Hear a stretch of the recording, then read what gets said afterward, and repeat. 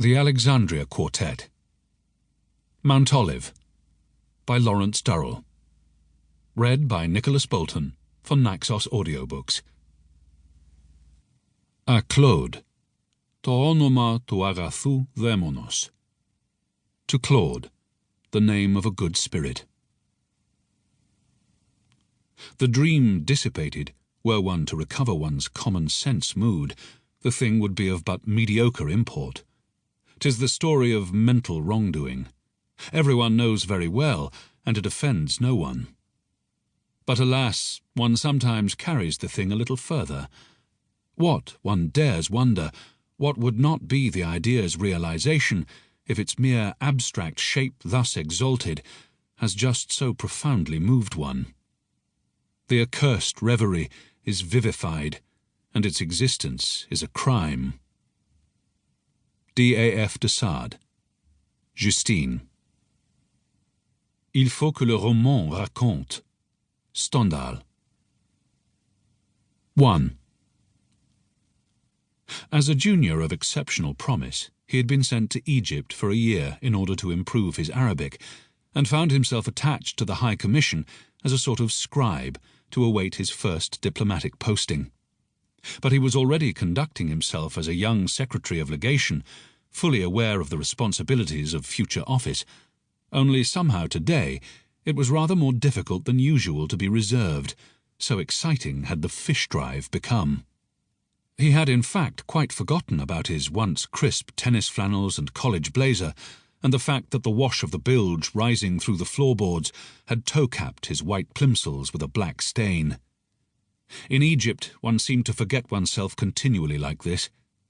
He blessed the chance letter of introduction which had brought him to the Hosnani lands, to the rambling, old-fashioned house built upon a network of lakes and embankments near Alexandria. Yes.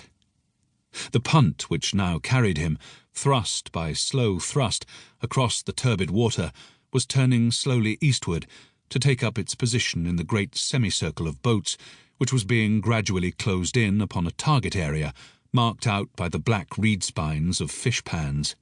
And as they closed in, stroke by stroke, the Egyptian night fell, the sudden reduction of all objects to bas-reliefs upon a screen of gold and violet.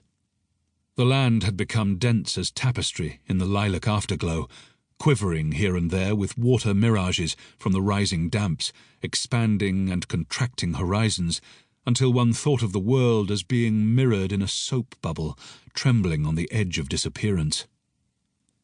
Voices, too, across the water, sounded now loud, now soft and clear. His own cough fled across the lake in sudden wing-beats. Dusk, yet it was still hot. His shirt stuck to his back. The spokes of darkness which reached out to them only outlined the shapes of the reed-fringed islands, which punctuated the water like great pin-cushions, like paws, like hassocks. Slowly, at the pace of prayer or meditation, the great arc of boats was forming and closing in, but with the land and the water liquefying at this rate, he kept having the illusion that they were travelling across the sky rather than across the alluvial waters of Mareotis.